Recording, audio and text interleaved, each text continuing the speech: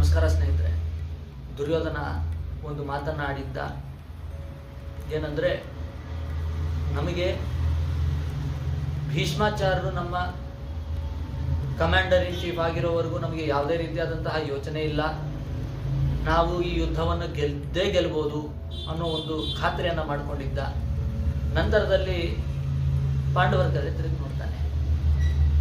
ಇಲ್ಲಿ ದ್ರೋಣಾಚಾರ್ಯರು ಭೀಷ್ಮಾಚಾರ್ಯರು ಯಾವ ರೀತಿಯಾದಂತಹ ಟ್ರೈನಿಂಗ್ ಅನ್ನ ಮಾಡಿದ್ರು ಅನ್ನೋದು ನಮಗೆ ಗೊತ್ತಾಗತ್ತೆ. ಯಾಕಂದ್ರೆ ನಾವು ಅಷ್ಟೇ ಕೌನ್ಸಿಲಿಂಗ್ ಮತ್ತು ಸೈಕೋಥೆರಪಿ ಕೊಡ್ತಾ ಇರಬೇಕಾದ್ರೆ ಕೆಲವು ಸೆಷನ್ಗಳನ್ನ ಸೆಲ್ಫ್ ಇಂಟರಾಸ್ಪೆಕ್ಷನ್ ಅಂಡ್ ಸೆಲ್ಫ್ ರಿಯಲೈಸೇಷನ್ ಕೊಡ್ತೀವಿ. ತಾನು ಏನು, ತಾನು ಯಾರು ಅನ್ನುವ ವಿಚಾರವಾಗಿ ಯೋಚನೆ ಮಾಡಬೇಕು, ತಿಳ್ಕೊಳ್ಬೇಕು, ಅದರ ಬಗ್ಗೆ ಅರಿವನ್ನು ಮೂಡಿಸ್ಕೊಳ್ಬೇಕು. ಅದಾದ ನಂತರದಲ್ಲಿ ಅವನಿಗೆ ಇವಾಗ ಕಾಣಿಸುತ್ತಿರುವ ಸಮಸ್ಯೆ ಏನು ಅದನ್ನ ರೀಡಿಫೈನ್ ಮಾಡಬೇಕು. ಬೇರೆ ಪದಗಳಿಂದ ಅದನ್ನ ಅವನು ರೀಫ್ರೇಮ್ ಮಾಡಬೇಕು.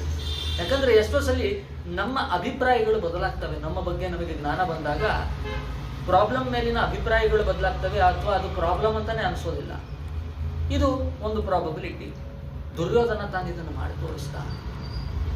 ಆ ಗುರುಗಳು ಇದನ್ನ ಹೇಳ್ಕೊಟ್ಟಿದ್ರು ಅನ್ನೋದು ಇಲ್ಲಿ ಪ್ರೂವ್ ಆಗುತ್ತೆ.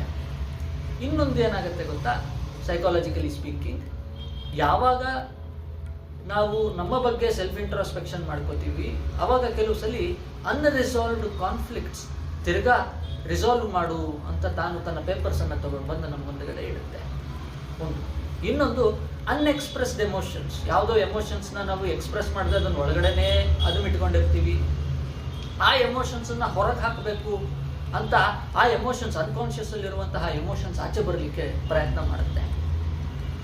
ಅದು ಬಿಟ್ಟಾಗ ಒಂದು ಎಮೋಷನ್ ಇರುತ್ತೆ, ಆದ್ರೆ ಅದನ್ನ ಆಚೆ ಹಾಕಬೇಕು ಅಂತ ಅದು ಆಚೆ ಬರೋಕ್ಕೆ ಪ್ರಯತ್ನ ಮಾಡ್ತಿರ್ಬೇಕಾದ್ರೆ ಅದು ಬೇರೆ ಎಮೋಷನ್ ಆಗಿ ಬದಲಾಗಿರುತ್ತೆ, ಎವಾಲ್ವ್ ಆಗಿರುತ್ತೆ. ಇಲ್ಲಿ ದುರ್ಯೋಧನಂದಾಗಿದ್ದು ಅದೇ.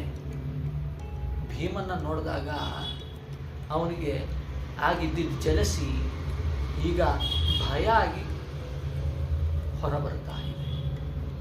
ಹೇಗೆ ಹೇಳ್ತೀಯ ಪವನ್ ಅಂತ ನೀವೇನಾದ್ರು ಪ್ರಶ್ನೆ ಕೇಳ್ತಾ ಇದ್ದೀರಾ ಅಂದ್ರೆ, ಮುಂದಿನ ಶ್ಲೋಕದಲ್ಲಿ ಈ ವಿಚಾರ ದುರ್ಯೋಧನ ತಾನೇ ಬಾಯ್ಬಿಟ್ಟು ಹೇಳ್ತಾನೆ.